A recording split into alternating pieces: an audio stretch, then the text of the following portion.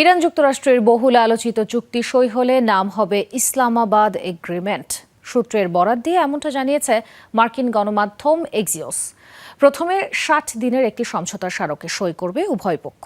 এরপর শুরু হবে চূড়ান্ত চুক্তির পর্যালোচনা। মতপার্থক্য দূরীকরণে পাকিস্তানের পাশাপাশি তৎপর ছিল কাতারও। এদিকে আল আরাবিয়া জানিয়েছে, যুদ্ধবিরতি কার্যকরের পর আঞ্চলিক নিরাপত্তা এবং সংঘাতের স্থায়ী সমাধানের বিষয়ে জোরালো আলোচনা চলবে।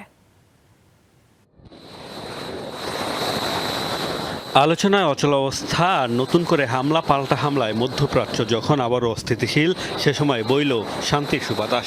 সবশেষ সমঝোতা স্মারকের খসড়ায় একমত হয়েছে ইরান, দাবি খোদ মার্কিন প্রেসিডেন্টের।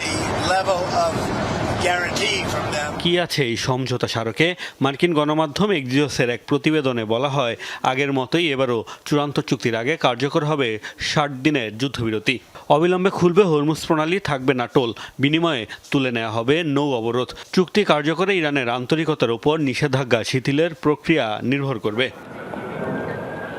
যুক্তরাষ্ট্রের সবচেয়ে বেশি আপত্তি ইরানের যে পারমাণবিক কার্যক্রম ইস্যুতে, তা নিয়ে চূড়ান্ত সিদ্ধান্ত হবে দ্বিতীয় ধাপের চুক্তিতে। মার্কিন সূত্রের দাবি, ইরানের উচ্চ সমৃদ্ধ ইউরেনিয়ামের মান কমানোর বিষয়ে খসড়ায় তুলে ধরা হয়েছে বিস্তারিত পরিকল্পনা, যা পর্যবেক্ষণ করবে জাতিসংঘ। তাতে সম্মতি দিয়েছেন ট্রাম্পও। এক্সিওসের প্রতিবেদনে বলা হয়, পাকিস্তানের পাশাপাশি মধ্যস্থতায় সক্রিয় ছিল কাতারও। সবশেষ বুধবার দেশটির প্রতিনিধিদের সাথে ইরানের পররাষ্ট্রমন্ত্রীর দীর্ঘ বৈঠক হয়, যার পরই তৈরি হয় সমঝোতার সম্ভাবনা। মার্কিন প্রতিনিধি স্টিভ উইটকফ ও জ্যারেড কুশনারের সাথেও দফায় দফায় ফোনালাপ করেন কাতারের প্রতিনিধি। তবে চুক্তি সই হলে নাম হবে ইসলামাবাদ এগ্রিমেন্ট।